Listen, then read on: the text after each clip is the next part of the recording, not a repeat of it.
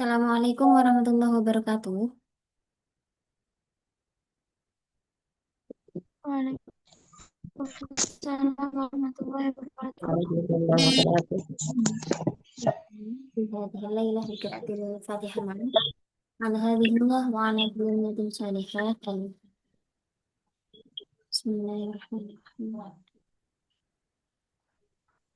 صراط الذين أنعمت عليهم غير المغضوب عليهم. Amin. Baik, hari ini kita mulai untuk belajar balaghah. Materi hari ini ada yang namanya konsep fasohah. Fasohah itu kalau diterjemahkan artinya kefasihan. Ya, kalau fasih itu kan sebuah sifat. Nah, fasohah itu kefasihan. Menurut bahasa, fasohah artinya jelas, terang, dan gamblang. Misalnya seorang anak kecil sudah bisa mengucapkan huruf dengan jelas, maka dia disebut sebagai fasih. Sedangkan secara istilah, fasohah artinya lafal yang jelas, terang maknanya, mudah dipahami, dan sering digunakan oleh para penyair dan penulis. Ini adalah sebuah sifat untuk di dalam bahasa Arab ya tentunya. Karena di dalam bahasa Arab itu kan ada berbagai komponen dalam kalamnya. Nah, sifat fasohah ini melekat pada yang tiga macam ya. Yang pertama ada kata yang fasih, kedua ada kalimat yang fasih, ketiga ada eh, pembicara yang fasih. Jadi fasohah ini adalah sifatnya. Ada kalanya, jadi kata itu disebut kata yang fasih, kata yang jelas, yang terang maknanya, yang bisa dipahami maknanya. Kalimat juga demikian, kalimat yang fasih, kalimat yang jelas. Kemudian juga ada tadi ya pembicara. Misalnya seseorang yang berbicara mengucapkan kalimat dalam bahasa Arab dengan jelas, maka dia disebut sebagai orang yang fasih dalam berbicara. Nah, dari tiga tadi, ini sekaligus juga menjadi pembagian fasohah. Yang pertama, fasohatul kalimah atau kefasihan kata. Jadi, suatu kata itu bisa dianggap fasih, dianggap jelas maknanya, ketika memenuhi unsur-unsur fasohah atau memenuhi kriteria-kriteria dianggap fasih. Ada beberapa hal yang harus terpenuhi agar suatu kata itu dianggap fasih. Kata itu, kata dalam bahasa Arab ini harus terhindar dari hal-hal berikut. Ada tiga hal yang tidak boleh ada pada suatu kata sehingga dia tidak bisa disebut fasih. Yang pertama, tanafurul huruf. Artinya, susunan huruf yang sulit diucapkan eh, di sisi lain karena keluar dari makhraj huruf yang berdekatan letaknya. Jadi kalau misal banyak sekali ya kosakata bahasa Arab itu kan mudah diucapkan. Nah, ada kata-kata yang hurufnya itu sulit diucapkan karena keluar dari makhraj yang berdekatan. Contohnya adalah lafal al-rishu, ada zo, ada shin. Ini kan sama-sama kuat ya. Al-rishu. Nah, ini saja menurut orang Arab sulit diucapkan. Maka lafal-lafal yang sulit diucapkan seperti ini itu tidak bisa disebut kata yang fasih. Ada lagi hu, ho. Ini semuanya keluar dari makhraj yaitu apa? Ha, ain, kha, dan ain itu keluar dari makhraj apa, teman-teman? Halki. Alqi, semuanya berasal dari makhraj yang sama, sehingga cenderung sulit untuk diucapkan. Huruf-hurufnya ini saling berdekatan kan ya, apa makhrajnya? Hu, hu. Maka lafal-lafal yang seperti ini tidak memenuhi kriteria fasih. Jadi kata-kata seperti ini dianggap tidak fasih. Yang kedua adalah ghorobah. Artinya, ghorobah itu dari kata gharib asing ya, yakni lafal yang asing, jarang didengar dan jarang digunakan oleh para penyair dan penulis. Artinya, yang ini ya, apa namanya? Standar kata ini itu em, apa namanya lumayan sering digunakan atau tidak itu ya ini dari para penyair atau penulis. Kata bahasa Arab itu kan kiblatnya atau tendensinya adalah Al-Quran, hadis dan juga syair-syair dari para penyair terlebih zaman dahulu ya. Ketika suatu kata itu jarang digunakan, asing, terdengar asing, dan tidak jelas maknanya, maka kata-kata seperti ini tidak disebut fasih karena mengandung ghorobah. Misalnya, takak ka'a. Ini ada di sebuah syair. Malakum takak kaktum. Kemudian apa ya? Malakum takak kak. Pokoknya yang setelahnya juga ada ifrongki'um. Ada lafal takak kak. Ini jarang digunakan. Sangat asing gitu bagi orang Arab ini. Dan ifrongkoa juga demikian. Tidak sangat sangat jarang sekali digunakan. Bahkan cenderung asing bagi orang Arab sendiri. Maka kata-kata seperti ini tidak bisa disebut sebagai kalimat yang fasih. Yang ketiga, sebuah kata tidak bisa disebut fasih kalau terdapat sifat mukhalafatul qiyas, yakni ketika susunan huruf dalam suatu kata ini tidak mengikuti kaidah ilmu shorof. Ilmu shorof itu kan membicarakan atau mengatur kata ya, satuan kata. Maka ketika kaidah-kaidahnya itu tidak terpenuhi, berarti ada satu kata yang tidak mengikuti kaidah shorof. Sehingga kata tersebut dianggap tidak fasih karena tidak sesuai. Mukhalafah itu tidak sesuai dengan aturan atau kaidah. Contohnya lafal al-ajlalu. Ketika ada dua huruf yang sama, seharusnya itu di eh, diidghamkan atau dengan kata lain ditasydid. Harusnya itu al-ajallu. Tapi ada di dalam sebuah syair di mana kata ajik lalu ini muncul. Ada dua huruf yang sama, tapi tidak diidghamkan. Maka ini apa, tidak sesuai atau menyalahi aturan. Sehingga kata tersebut tidak bisa disebut kata yang fasih. Contoh lain adalah buqatun, jamak dari bukun. Seharusnya berdasarkan ilmu sorof, bukun itu jamaknya adalah abwakun. Karena ini merupakan isim mufrad yang tidak menunjukkan muannas ya. Sedangkan bukotun kan jamak muannas salim, ada tambahan alif dan ta. Padahal bukun ini tidak menunjukkan taknis. Nah, seharusnya kan dijamakkan menjadi abwakun. Tapi karena ini ada sebuah syair yang memakai lafal buqatun, maka lafal seperti ini tidak bisa disebut fasih. Nah, itu tadi tiga sifat yang harus dihindari agar suatu kata disebut sebagai kata yang fasih. Atau istilahnya tadi adalah fasohatul kalimah, sifat kefasihan yang ada di kata. Selanjutnya ada fasohatul kalam, kefasihan suatu kalimat. Kalimat yang diucapkan itu harus memenuhi kriteria tertentu agar bisa disebut kalimatnya fasih, kalimatnya jelas, bisa difahami. Kalimat itu kan gabungan dari sejumlah kata ya. Eh, apa namanya? Gabungan kata itu menjadi sebuah kalimat. Ketika lafal apa namanya kata-kata di dalamnya ini sudah fasih, misalnya tidak ada ini tanafurul huruf, tidak ada ghurabah, tidak ada mukhalafatul qiyas, maka bisa kemungkinan besar kalimatnya itu bisa fasih. Tapi harus memenuhi beberapa syarat. Yang pertama, tanafurul kalimat. Kalau tadi kan di dalam kata itu ada tanafurul huruf ketika huruf-hurufnya sulit diucapkan. Ada lagi dalam kalimat itu bisa jadi satu kata apa satuan katanya itu fasih, tapi karena kata-kata itu diucapkan bersamaan, jadinya sulit sehingga nggak fasih. Ya, contohnya adalah kata-kata yang makrotnya berdekatan.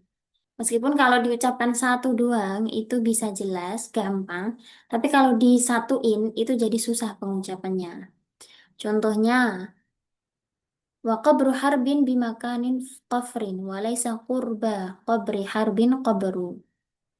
Nah, ini ada beberapa kata yang hampir mirip. Kalau di bahasa Indonesia mungkin ular melingkar-lingkar di atas pagar. Aslinya kalau satu kata saja, misalnya ular, kan gampang ya. Pagar, gampang. Tapi ketika diucapkan secara bersamaan, terjadi apa ya, sulitnya pengucapan. Huruf-hurufnya hampir sama, makhrajnya ya sama, sehingga sulit diucapkan. Nah, ketika kata-kata ini berkumpul dan kalimatnya sulit diucapkan, maka disitulah disebut adanya tanafurul kalimat. Gitu. Jadi kobru itu sesuai ya, apa namanya, kalimahnya fasih. Harbin juga kalimahnya fasih. Tapi ketika digabungkan jadi kalimat yang tidak fasih sebab ada beberapa kata yang sulit diucapkan karena makhrajnya berdekatan atau ini ada pengulangan kata yang sama di dalam satu kalimat. Selanjutnya, kriteria yang harus dihindari agar kalimat itu disebut fasih adalah du'afut ta'lif. Du'afut ta'lif, kalau tadi kan mukhalafatul qiyas itu tidak sesuai dengan kaidah sorof. Nah, ini ketika ada kalimat tidak sesuai dengan kaidah nahwu, maka dia juga tidak bisa disebut kalimat yang fasih. Contohnya ada di dalam syair jaza banuhu abal ghilani an kibari wa husni fi'lin kama yujza sinimar. Domir yang ada di lafal banuhu, ini kan ada banuhu ya. Sedangkan lafal sebelumnya ini jaza. Nah, ketika ada domir, itu kan seharusnya di belakangnya atau sebelumnya itu ada marji. Tempat kembalinya banuhu ini ke siapa gitu. Tapi kenyataannya di syair ini, banuhu ini haknya kembalinya justru ke abal ghilan. Padahal abal ghilan ini belum disebutkan. Nah, berarti kan ini menyalahi kaidah nahwu. Namanya tempat kembali berarti ke belakang kan, bukan ke depan. Nah, ini namanya du'fu ta'lif. Jadi, syair ini disebut kalimat yang tidak fasih. Selanjutnya ada at-ta'qid al-lafzi. Ta'qid itu apa kayak ain ya? Ta'qid artinya adalah apa namanya? Kompleks atau apa ya kompleks itu? Rumit ya. At-ta'qid al-lafzi. Ketika ada kalimat yang rancu maknanya karena tidak disusun berdasarkan rangkaian makna yang semestinya. Apa namanya? Kerumitan itu berupa lafal, artinya lafal-lafalnya itu yang membuat rumit. Misalnya, ada contoh ma qara'a illa wahidan Muhammadun ma'a kitaban akhihi. Ini kan susunannya sangat kacau ya. Yang seharusnya adalah ma qara'a Muhammadun ma'a akhihi illa kitaban wahidan. Ketika dibolak-balik, nggak jelas. Nah, ini namanya kompleksitas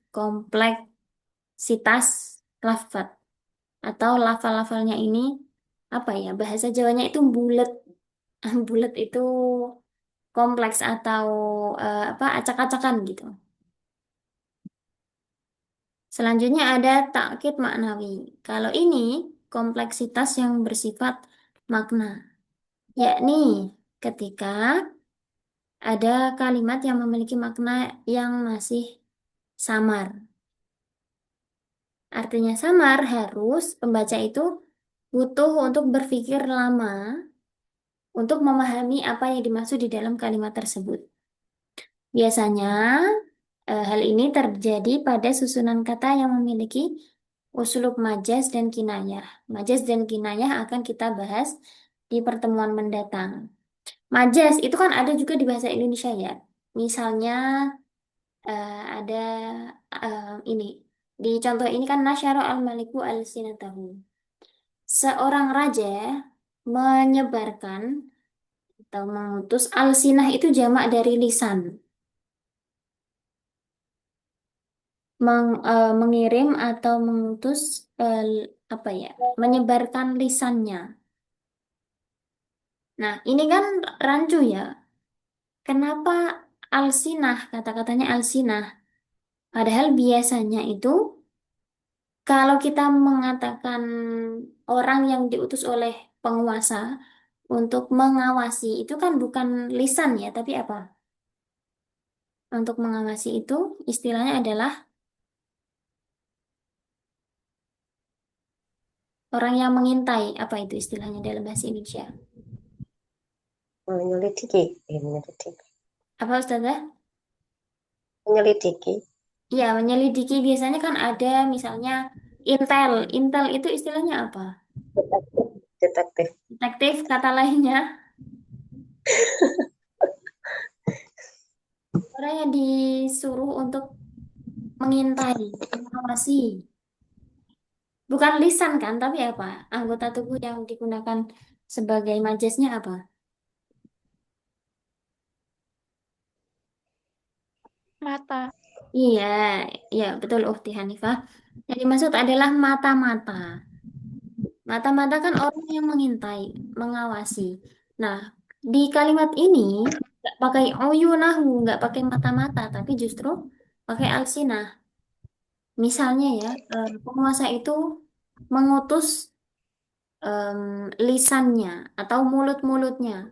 Kan orang bingung. Yang dimaksud itu apa sebenarnya? Ternyata adalah Yesus, orang yang mengintai. Orang yang mengintai itu seharusnya pakai mata-mata, bukan mulut-mulut. Nah, itu sehingga ada kerancuan makna di dalamnya.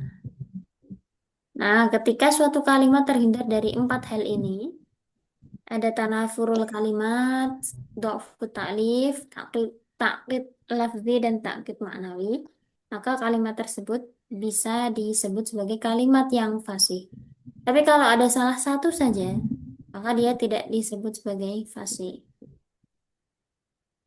Selanjutnya, fasahatul mutakallim, sifat kefasihan yang ada di pembicara. Jadi seseorang itu bisa dianggap fasih bicaranya apabila dia mampu mengungkapkan maksud dan tujuannya dengan jelas sesuai dengan situasi dan kondisi.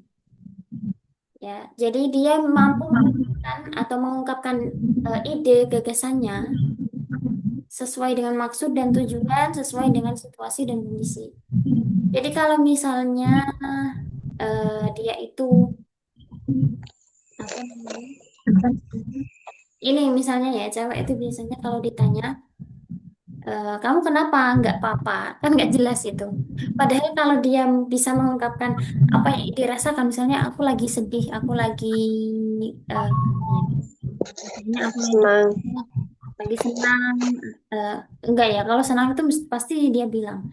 Biasanya itu kelihatan punya mood, senang, lagi sedih, atau lagi marah. Itu kalau ditanya, kecewa, apa? Iya, itu kan namanya ngomong tapi nggak sesuai dengan kondisi yang sebenarnya. Dan maksud serta tujuannya itu nggak sampai di takal apa foto. Dia maunya dimengerti tapi tidak mau mengungkapkan sesuai dengan kondisi sebenarnya. Nah, ini nggak bisa disebut sebagai fasih ya. Kalau fasih itu ya bilang aja, aku lagi sedih, aku lagi marah, lagi kecewa. Berarti dia bisa mengungkapkan kondisi asli dan tujuannya pun gitu. yang mukhotob. Ya, kalau nggak jelas kata-katanya ataupun eh, maksud dan tujuannya itu tidak bisa disebut sebagai mutakalim atau pembicara ini fasih. Nah, sudah. Materi malam ini sudah selesai. Adakah yang ingin ditanyakan?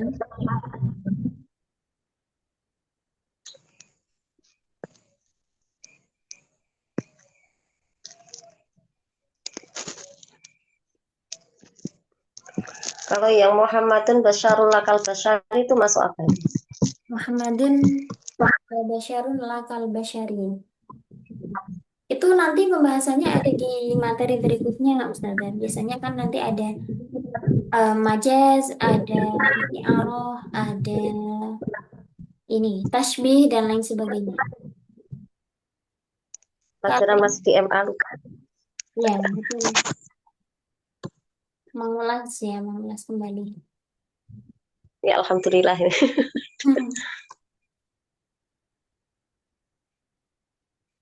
Kalau itu tetap fasih karena semua kata yang digunakan tidak ada unsur-unsur tadi kan. Tidak ada tanafurul huruf, tidak ada mukhalafatul qiyas, tidak ada satu lagi apa? Ghoroba. Kemudian ketika disatukan pun tidak menimbulkan tanafurul kalimat. Hanya saja maknanya itu perlu didalami. Muhammadun basyarun. Nabi Muhammad adalah seorang manusia, kan iya, sesuai dengan aslinya kan. Tapi la kal basyari, tidak seperti manusia. Itu butuh dijelaskan dengan penjelasan yang lebih rinci. Tapi di situ tidak ada majas sih, belum ada tasbihnya. Kalau ini eh, anta syamsun, anta badrun itu baru nanti ada pembahasannya. Mantap betul. Iya, anta syamsun, engkaulah matahari. Kan nggak sesuai aslinya kan, Mbak? Tapi kalau Muhammad Basyarun kan Nabi Muhammad ya memang manusia.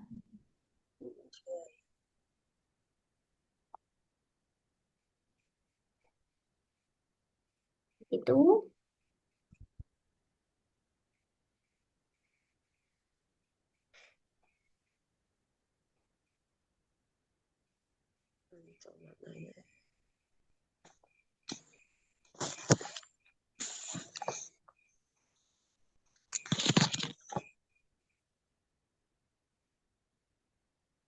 ada lagi yang ditanyakan.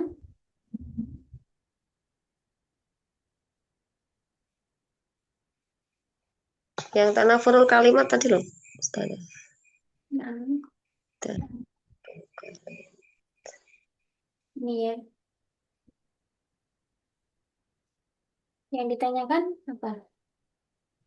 Salah. Maka berarti yang sulit diucapkan itu ya.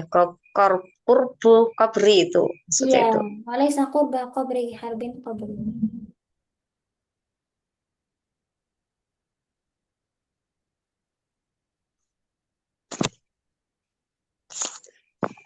Kayak itu, kelapa diparut, kepala digaruk. Nah, kalau diusahakan secara cepat kan susah juga itu.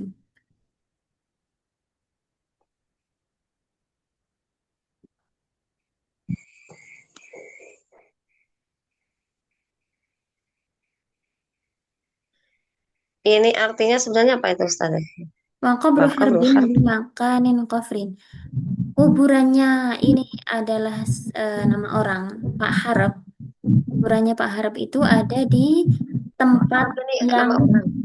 apa? Yang harap ini nama orang. Nama orang Harbin. Harap nama.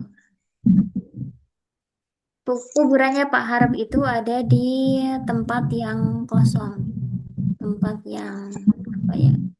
Suwung, suwung kosong kan ya Ustaz ya. Yang kosong. Walaisa kurba, kurba ini yang betul adalah kurba bil fathah. Walaisa kurba qabri harbin qabru. Di samping kubur, di dekatnya, di dekat atau di samping kuburannya Pak Harap itu nggak ada satupun kuburan. Ya sebenarnya kan nggak penting-penting amat ya ngomong kayak gitu. Tapi jadi syair, itu jadi syair. Artinya sederhana sebenarnya. Qabru harbin bimakan qabru. Walaysa Maka kullu beruhar. qabri harbin qabru. Tanafurul.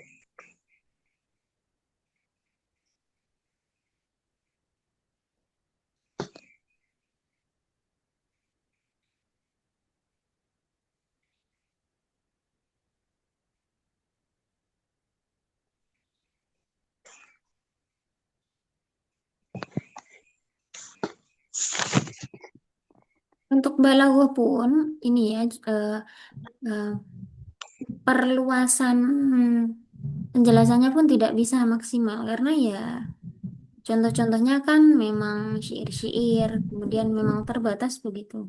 Jadi teman-teman mungkin ya penjelasan dari saya ya sekedar itu saja. Nanti kalau ada mungkin yang kurang jelas bisa saya ulangi. Yang untuk fit ta'lif tadi nggak ada contoh yang syairnya ya. Untuk food taklif, sebentar. Ini ya, ini. Jaza Banu wa Abal Ghilan. Kan kibarin. Oh iya, Ini tidak sesuai karena apa marji dari domirnya itu datang belakangan. Seharusnya kan marjinya dulu baru domirnya.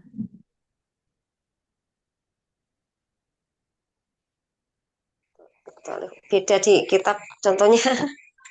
Apa di kitab apa Ustazah? Yang di kitab walau anna majidan akhladat dahro wahidan minan nasi abaqo majduhud dahro mut iman. Itu di kitab apa ya? Balaghatul Fatihah. Oh, Al-Balaghah Al-Wadihah. Ya, itu lebih besar ya. Kalau di sini, ini biasanya pakai ini nih. Eh, ini apa namanya? Husnus Siagoh itu apa namanya? Kawaid, kawaid luwat, kawaid apa ya? Husnus Siagoh. Kalau yang Al-Balaghatul Wadihah itu lebih di atasnya lagi. Jadi mungkin contohnya juga lebih kompleks, lebih banyak. Nah, itu juga bisa dibaca di situ ya, apa keterangannya. Yang untuk fut ta'lif di dalam contoh itu apa? Perihal marji atau yang lain?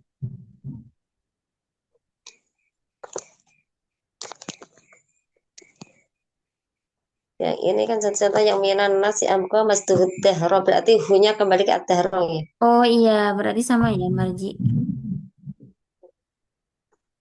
Majduhud dahro di sini. Ya, majduhud.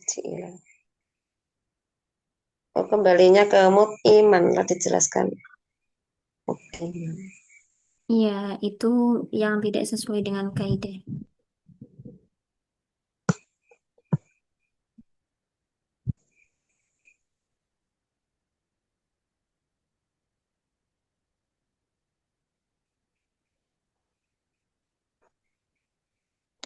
Maaf Ustazah kalau tanya nggak pada tag nggak boleh. Apa? Ya. Kadang kan ada yang membaca la haula wala quwata illa billah. Kayak ini kalau subhanallah walhamdulillah wala ilaha illallah wa Allahu akbar. La haula wala quwata illa billahil aliyyil azim. Kadang ada yang baca wala haula itu yang benar yang mana? Yang tadi yang satunya apa? La Yang haula. satu kan biasanya baca la haula subhanallah walhamdulillah wala ilaha illallah wallahu akbar. La haula wala quwata illa billahil aliyyil azim. Kalau dikasih wala itu wanya kembalinya kemana ya? Oh. Dikasih wawu nggak apa-apa karena itu wawu kan wawu atof ya, mengatofkan jumlah sebelumnya dengan setelahnya. Antara Oh, atau subhanallah, walhamdulillah, kayak itu kan ada wawunya. Ya bisa juga misalnya subhanallah, alhamdulillah, la ilaha illallah, Allahu akbar, la haula. Itu kan satu-satu. Kalau ditambah wawu ya nggak apa-apa. Itu mengatofkan jumlah yang sebelumnya dengan jumlah setelahnya. oh, boleh gitu ya. Kalau Boleh. yang ada kan yang sering kemarin pernah dijelaskan Prodi yang sekarang jadi dekan Fakultas Dakwah ala umurid dunyawatin kan gitu ya. Nggih. Ada yang baca wa murid dunyawatin. Itu apa nggak merubah Oh, artinya itu gitu. kalau itu memang sudah amal balwa ya. Sebenarnya kan wabihi nasta'in, ya kan? Awalnya Iya. kan Ustazah. Alhamdulillahirabbil alamin wabihi nasta'in. Nah, itu yang betul Ala adalah ala umuri dunia watin, bukan wa ala karena Nasta'inu, kami memohon pertolongan. Pertolongan atas apa? Ala umuri dunia waddin. Kalau ada wawunya, itu merusak makna. Ya, yang sering di pondok kadang ada yang dikasih itu sudah saya ingat karena masih ada kita. Iya, itu amal balwa. Bahkan ya, Artinya mohon maaf, biasanya kayak oh, yang sudah senior pun kadang masih terbawa wabihi nasta'in wa ala. Itu keliru sih sebenarnya. ya pernah sudah saya jelaskan gini kemarin pas pertemuan wali mahasiswa itu kan dijelaskan dekannya seperti itu. Pernah sering terjadi kesalahan ini wa ala murid dan wadin. Iya, itu. Terus yang jawab salam itu loh Kak, ada dua pendapat.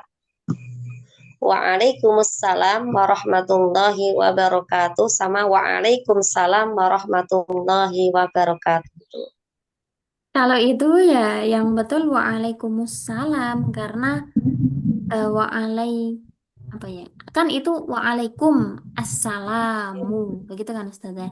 Nah, ketika diwasolkan waalaikumsalam. Kalau Ya, waalaikumsalam itu salamnya nggak ada alnya. Jadi yang lebih tepat adalah waalaikumsalam. ya, yang pernah saya pelajari kan waalaikumsalam. Terus ada yang bilang yang benar waalaikumsalam ya. Itu apa artinya seperti apa gitu. Nanti kalau ditulis kan ada alnya ini assalam assalamnya waalaikum assalam. Nah, ketika diwasolkan waalaikumsalam. Enggak gitu loh Ustaz. Jawabnya waalaikumsalam kan berarti nggak ada alnya. Iya, itu karena apa ya? Kesalahan pengucapan saja. Jadi yang betul ya waalaikumsalam. Pernah saya ditanya diskusi tentang itu malah anak Pati. Pondoknya di Kajen dulu. Terus dia jawabnya apa, Ustaz? Jawabnya benar Waalaikumsalam gitu. Saya ada mulai dari artinya sampai sekarang juga Waalaikumsalam gitu. Waalaikumsalam warahmatullahi wabarakatuh. Kalau waalaikumsalam berarti waalaikumsalamun. Padahal kan pakai al. Waalaikumsalam warahmatullahi. Semuanya kan makrifat. Assalamualaikum waalaikumsalam.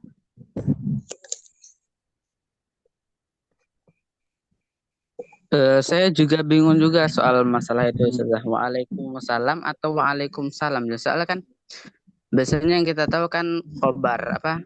Khobar yang di dahulu itu Ustazah. Ya, Khobar muqaddam.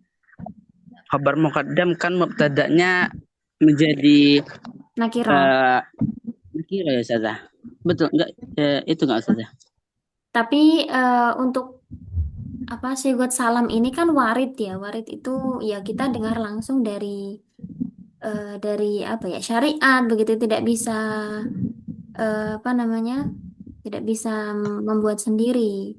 Jadi ya yang betul syaratnya adalah waalaikumsalam. Khobar tidak Eh berlaku ya Ustazah. ya kalau masalah khobar muqaddam mubtada muakhirnya itu bisa biasanya nakirah iya. Tapi juga bisa makrifat juga. Soalnya apa ya? Oh enggak wajib ya Ustazah. Tidak wajib. Justru ini eh itu bukan apa ya? Bukan sesuatu yang harus melainkan biasanya seperti itu. Jadi ada tempat-tempat di mana mubtada itu boleh berupa isim nakirah. Kan hukum asal mubtada kan harus berupa makrifat. Nah, ada yang diperbolehkan berupa isim nakirah. Nah, begitu. Jadi bukannya khobar itu membuat mubtadanya nakirah, tapi mubtada yang nakirah itu mempengaruhi khobar jadi muqaddam. Jangan dibalik ya. Oke Ustazah. Kemudian yang sering amal balwa juga itu, kita kan menyebutnya bahasa Indonesia kan akhlakul karimah. Itu kalau di bahasa Arab kurang tepat karena akhlak karimah itu akhlak yang mulia. Itu adalah susunan naat man'ut, bukan susunan idhofah. Jadi yang betul adalah al-akhlak al-karimah. Kalau di bahasa Al Indonesia akhlak. bolehlah kita mengatakan akhlakul karimah, tapi jangan sampai ketika kita tulis di bahasa Arab itu diidofahkan akhlakul karimah. Nanti artinya jadi malah budi pekertinya perempuan yang mulia, akhlakul karimah. Kalau al akhlak al karimah yang dimaksud adalah budi pekerti yang mulia atau yang baik. Yang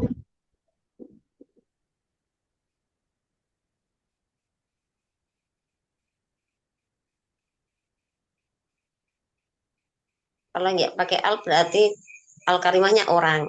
Iya, al karimah perempuan yang mulia. Tapi kalau na'an man'un ahlaknya enggak jadi mu'annas Ustazah. Iya kan muannas ini. Al akhlak al karimah kan muannas. Oh, al akhlak mu'annas Ustazah. Ya, dianggap muannas karena jamak taksir. Kullu jama'in muannatsun. Setiap jamak itu dianggap mufrad Eh, muannas. Mufradnya adalah iya iya. khuluqun. Walaupun Nah, karimah juga jamak taksir juga Ustazah. kalau karimah mufrad muannas karena jamak taksir itu dianggap mufrad muannas atau disifati dengan mufrad muannas. Kullu jam'in muannatsun. Setiap jamak dianggap muannas. Jadi artinya muannas yang mufrad ya. Oh. Yang mengubah jamak taksir itu lupa loh soalnya. Gimana? Mengubah jamak taksir dari mufrad itu loh. Oh, Yang itu ada wazan-wazannya Ustazah. di Alfi atau di mana? Ya, di Alfiah. Kalau mau gampang ya pakai kamus, kamus digital, aplikasi. HP-nya nggak muat. Di web juga bisa kok. Ketik misalnya arti apa ya? Misalnya arti khulukun al-ma'ani dikasih kata kunci al. Atau misalnya Lama. al-ma'aninya dikasih bintang di bookmarks.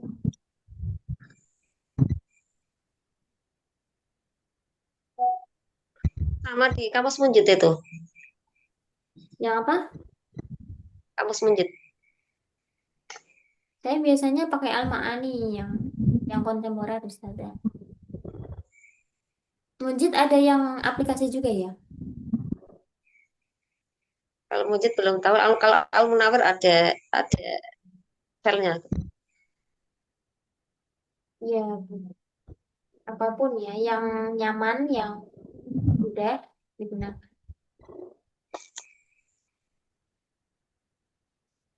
Kalau yang sering saya gunakan bahasa Arab ya di sejak aliyah ya Mahmud Yunus itu. Iya, kamu sejuta umat.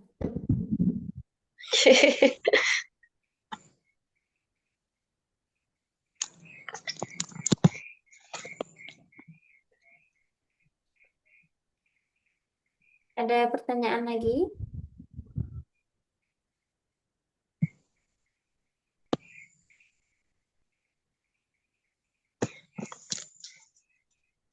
Berarti yang untuk mengubah jamak taksir itu di bab jamak taksir di Alfiyah. Iya, Ustazah, ada wazannya. Sekarang tak cari. Kemarin beli Alfiyah kecil terjemah bahasa Indonesia. Ya, itu juga.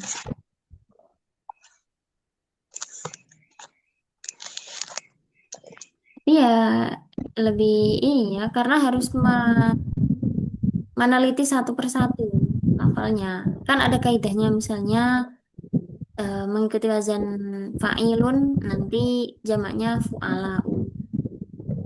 Tapi kadang juga ada yang beda.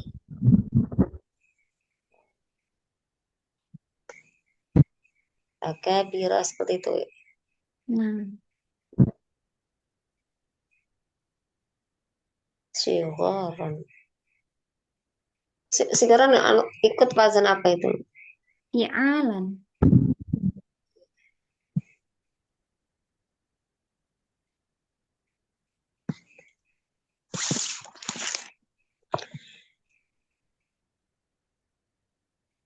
Ada lagi yang Bair. Baira itu berarti kan Dorof makan ya. Bair. baina bisa dzaraf makan, bisa dzaraf zaman. Berarti setelah Dorof harus Cer, Itu karena mufasal. baina harus diidofakan. Kalau zorofnya misalnya yaumun atau al yaum kan tidak harus diidofakan. Tapi kalau yang zorof yang harus diidofakan ya setelahnya harus ada mudhof ilaih. Contohnya bainal masriqo ini kan pakai Ya, cer. ya. Ya, contohnya Karena baina, inda, amama, tahta dan lain sebagainya itu harus diidofakan. kalau yang nggak diidufkan contohnya seperti apa? Al yauma hari Oh, ini al yaum. atau masa Bain, sobahan. bainal pakai fathah berarti. Fathah apa? Iya, kalau zarf kan mansub.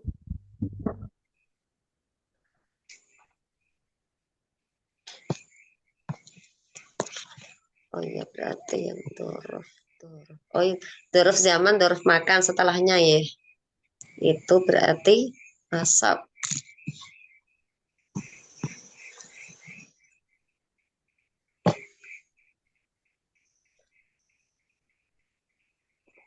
Dorof zaman. Yang dorof zaman yang tadi yang makan dorof zaman.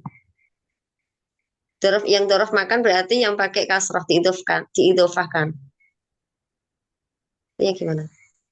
Nggak seperti nggak mesti gitu. Eh, sudah ada, sudah pakem apa-apa yang harus diidofakan. Baina, inda, tahta, amama, woro'a, kemudian lama, ida dan lain-lain. Kalau yang menunjukkan kayak misalnya gini, di depan itu kan menunjukkan tempat, tapi di depan apa? Itu kan harusnya wajib diidofakan kan berarti. Ya kita bisa mengira-ngira lah. Kalau maknanya nggak jelas berarti butuh mudhof ilaih. Kalau hari ini, ya kan udah jelas hari ini. Atau pagi hari sudah jelas, berarti nggak butuh mudhof ilaih. Bukan masalah dzaraf zaman atau makannya yang membuat dia butuh idhofah atau enggak.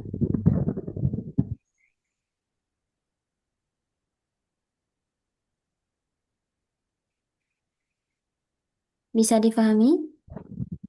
Ya, insya Allah.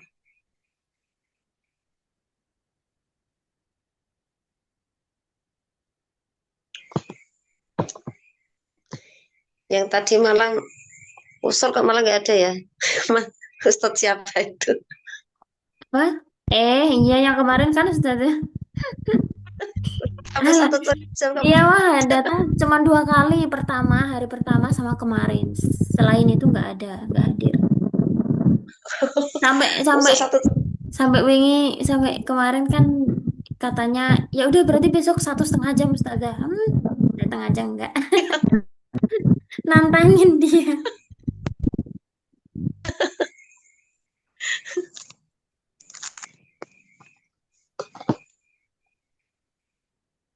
kalau yang kan ada pernah dulu di Alia itu dipelajari tentang la haula wala quwatan, la haula wala quwatin itu loh. Iya, Beda-beda. itu ada lima, lima cara baca. La haulun wala Itu quwwatun. sebenarnya La haula wala quwwatun. La haulan wala quwwatan. Itu ada 5.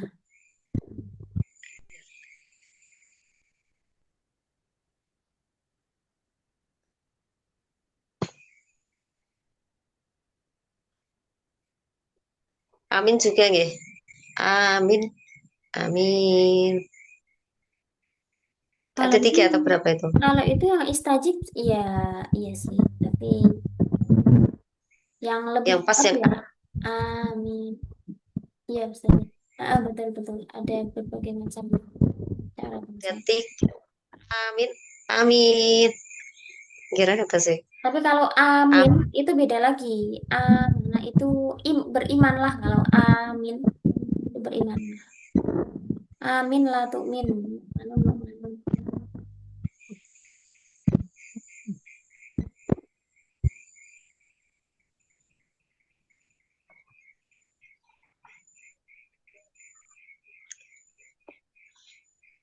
Ada lagi?